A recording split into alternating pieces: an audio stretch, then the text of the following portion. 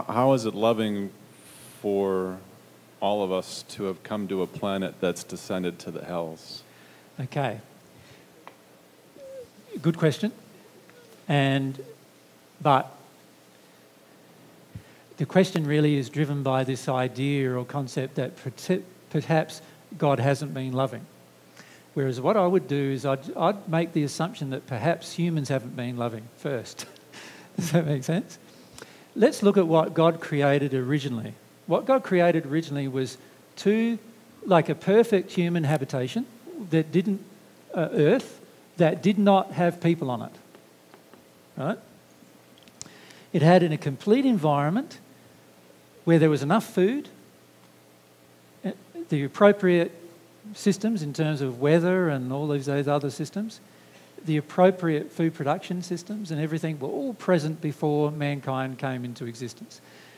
The very first human couple that came into existence, if you talk to them, they were Ammon and Aman, the people that the Bible refers to as Adam and Eve, right? The male I am, the female I am. Now, when they arrived on earth, they arrived in a perfect physical condition. They had no physical ailments, no physical sickness. Even though diseases did exist on the planet, right, and bacteria existed on the planet and so forth, they had the ability to basically prevent any of those things from harming themselves through their condition. They also had at this potential point of time, they had the potential to receive God's love. And I say the potential because they did not choose to engage that potential. But they had the potential. God offered them the potential of receiving God's love. And they knew it. They knew it was available to them, actually. And when you talk to them, they realised that they knew God's love was available, and they also knew their condition was perfect. If you talk to them now, they think that our condition on earth now is terrible. They think most of us are very ugly in comparison to what they were at the time. Oftentimes we're out of proportion in a lot of ways, even down to, how our left and right sides are all out of proportion generally. They're not. Well, they had perfect physical symmetry.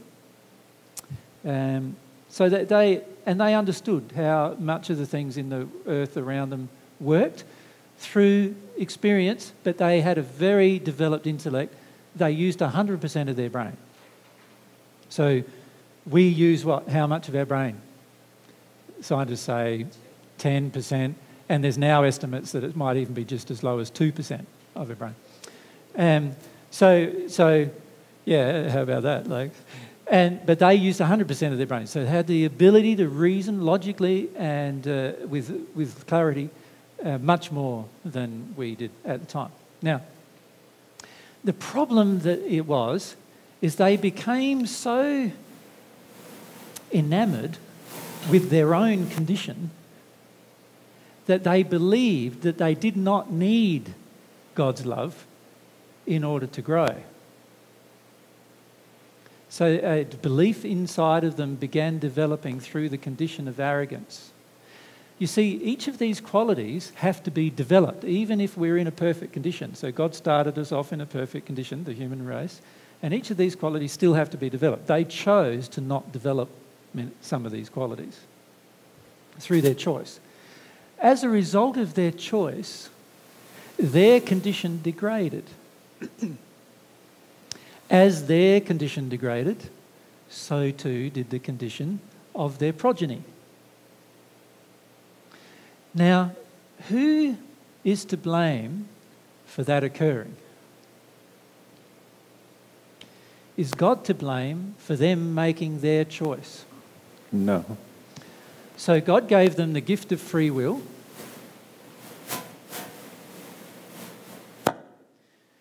So you could say the only way God is to blame for them making this choice is that God gave them the gift of free will.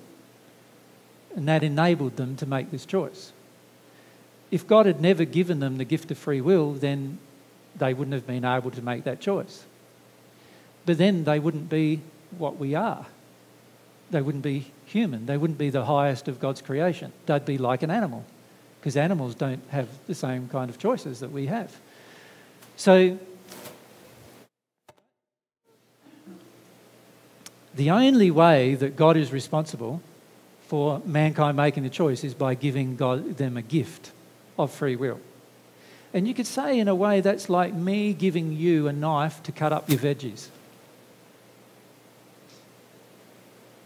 If you go out and stab somebody with that knife, am I responsible for the gift of the knife? If you have free will, surely it's your responsibility how you use that will. Now, the result of that, the use of will out of harmony with love, has ended up with the world we currently have. It's not what God wants us to do, but God honours the fact that we're allowed to choose it. And the fact that new souls, when they incarnate, are a part of that system is unavoidable from God's perspective. Do you understand? And the reason why it's unavoidable is because man made the choice. We could make a different choice. So you and I can make a different choice, but also collectively we can make a different choice. For example, worldwide we could make a choice to never go to war again for any reason, and be willing to die for that choice. In other words, my willingness to not go to war means that somebody else might come and kill me, and I'd be okay with that. I could make that choice. Now, if I made that choice, can you see eventually, if everyone made that choice, we would have a different world, wouldn't we? But it requires everyone making the choice.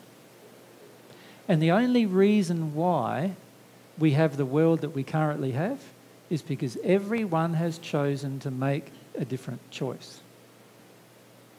A choice to not love. That's the only reason why we have the world we currently have. Now, the problem for us is this. Collectively and also historically, mankind has made the choice to not love. And even right now, many of us in our day-to-day lives are still making the choice to not love. And many times we're not even aware of these choices, but a lot of times we are aware. We know we're making a choice to not love, and yet we still choose it. What we've got to learn to do is to use our will to make a different choice. And in fact, the main reason why Mary and I and others of the 14 came back to Earth is to illustrate to mankind the results of making a different choice. Does that make sense? The main reason why we returned was not we want to show what it's like to make a choice of love in an unloving world. See, a lot of people on earth today believe that it's not possible to make a loving choice in an unloving world. But it is. It is possible. You've just got to have courage, right, to make a different choice. Now, if we make a different choice, we will have an earth that's very, very different. And in future generations, if all of us make a different choice, we can get to the point where not a single child who incarnates onto this planet has any illness, any disease, any problems emotionally, physically, spiritually, or otherwise. Just from our choice. But if we don't have some form of feedback system about our choices, we will make choices that are unloving without any consequence. And we've got to see that the consequences of what we've created now are the results of the previous generation's choices to be unloving. And we've got to see the relationship. So incarnation at the moment is painful. It's a painful process, emotionally painful process. But only because we, humanity collectively, has made the wrong choice. The choice to not be loving. That's the choice we've made. And many of us individually are still making that choice to not be loving. We're still doing it. Right, and we make all sorts of excuses to do it. So, for example, we go to war. Your country gone to war many occasions in the last 20 years, that's a choice that's collectively driven by all of the people in the country, right? And a lot of times it's driven by the emotions of the people in the country, of fear. Fear that you won't have enough. Fear that your life as you know it will change. Fear, all sorts of fears come up, and that causes us to make choices that are unloving. We can choose differently, but we're going to have courage to choose differently. So the reason why incarnation is at the moment a very painful process is because prior to us and this current generation of people have all made unloving choices. And that's the only reason why incarnation is in the state it currently is at the moment. It could be different, but it's going to involve us seeing the results of the choices we have collectively made and collectively deciding to change those choices. It also requires that we individually desire to change, even when others don't want to. See, the majority of us don't want to do that. What we want is for everybody to change, and then I'll change. And what I'm suggesting to you is you change and show everybody how to change. Show everybody that you can love in an unloving world. You can use your will in harmony with love every single time. Show people through your example that you can do that. That will be the start of the change. So you know how there's all these spiritual movements at the moment saying, oh, we're going to have this wonderful world in the future, and none of them have any real clear idea of how it's going to happen, right? They think that some people are going to come from outer space to do it, or, there's all sorts of theories of how it's going to occur. The way it's going to occur is by there being leaders of change who decide to use their will in harmony with God's love. That's how it's going to happen. And how long it takes will depend on how many people do that. But just one person doing it can change the world. In the first century, I chose to do that in an unloving world. And I was in my first incarnation, just like many of you are. So I chose to do it in an unloving world. I didn't make the excuse, but it's all too hard because I've come to an unloving world. I decided to have that relationship with God, desire to grow, change, and become more loving, use my will to do so in an unloving world. And that's what I'm recommending for you to do, the same thing as that. When you do that, you will understand the reasons, the real reasons why incarnation is so difficult today. Because as you receive God's love, you start seeing the whole picture as to why it's turned out to be what it is now, seemingly quite bad. But it's actually the result of our historical and current unloving choices. So there's hardly a single person of us in this room that could say that we have changed all of the unloving choices of our own parents through our own actions. But that's what is going to be required of us if we want the next generation of people who incarnate, the next generation of children to have an easier life. We are going to need to change. And if we're not prepared to do it for our own sake, in other words, we don't have enough love of ourselves to do it for ourselves, surely our love for others would ask us to do it. And particularly our love for our own children would ask us to do it. And if we can't do it for the sake of our own children, I doubt whether we're going to do it for any reason. And that's been the problem historically. The parents became selfish. They chose to do a certain course of action out of harmony with God's love, but in harmony with their own will. That damaged the next generation of children. They saw the damage and yet did not correct its cause. They continued the process of damage.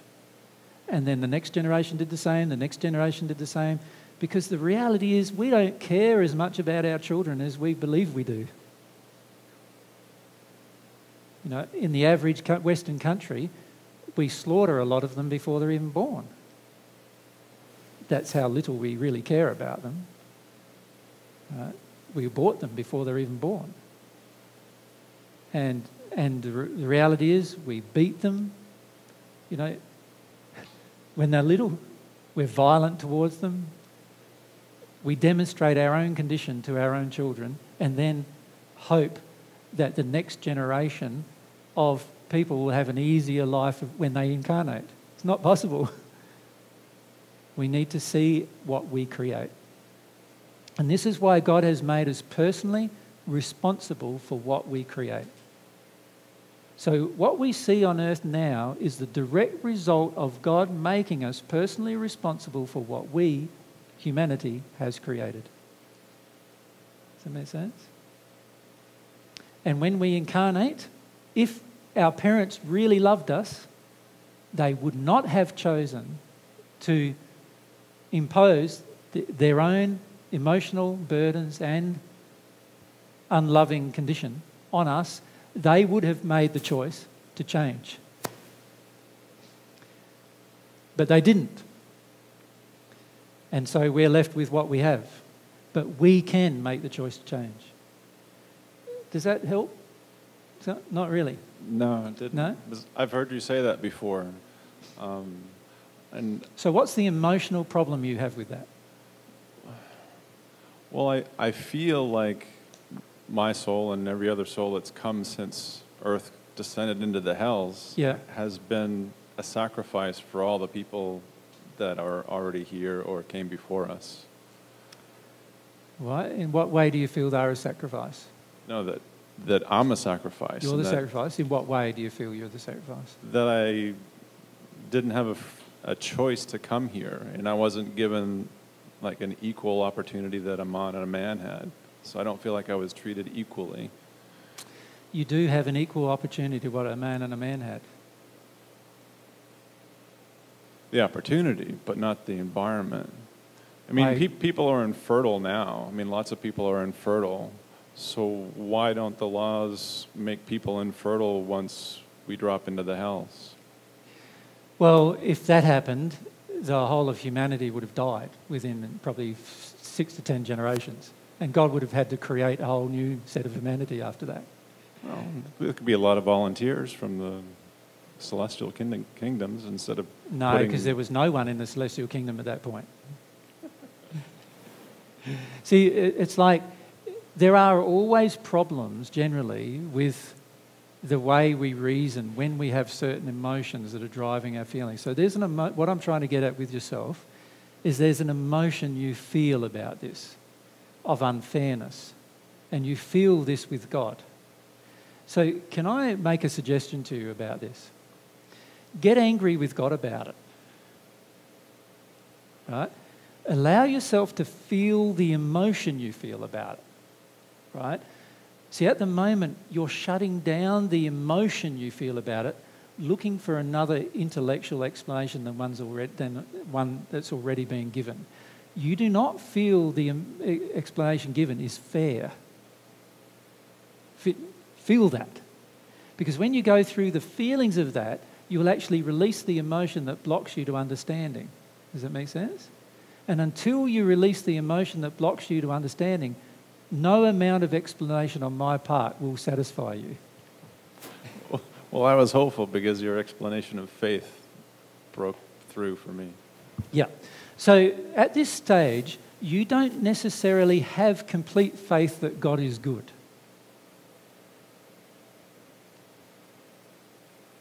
You also, at this stage, do not understand the level of self-responsibility God has given you. And not only you, but every single person who's ever lived. And once you go through some of these emotions that you feel, you will understand that. You will feel the level of self-responsibility, and then you'll understand better why God created it the way God created it. Does that make sense? At the moment, no amount of explanation on my part will help you overcome that, because there's an emotion in you that blocks you to feeling the level of self-responsibility that you have for your own life. And the reason why most of the time people who ask me this question, I've been asked that question hundreds of times, as you can imagine. Most of the time people who ask me this question want somebody else to be responsible for their current condition, for having to feel about their current condition. Does that make sense?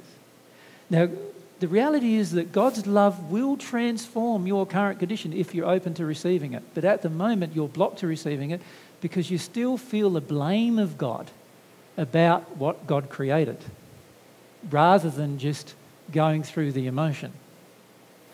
And while that is felt within you, there'll be a block to receiving. And when there's a block to receiving, God's love can't transform.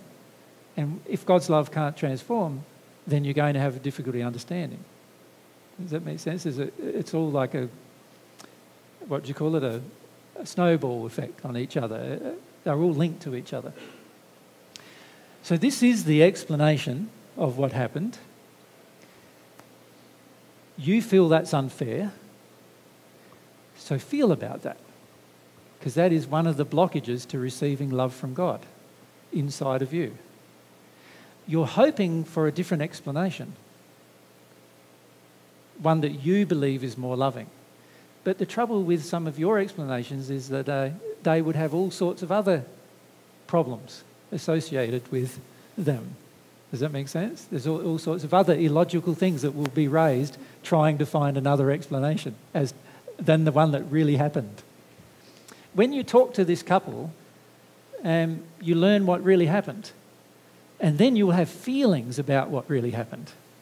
Let yourself feel the feelings about what happened. Let yourself feel your anger with them and their children. Let yourself feel some of the feelings that you have about, your parents not making the choice to love and therefore you arriving in a better condition. Let yourself feel about those particular things. Once you feel about them, you will understand quite a lot of things, including the temporary nature of our life on earth in comparison with our eternal future. Is there no point that the race will become infertile ever? I don't believe so. Infertility is caused by certain emotional conditions.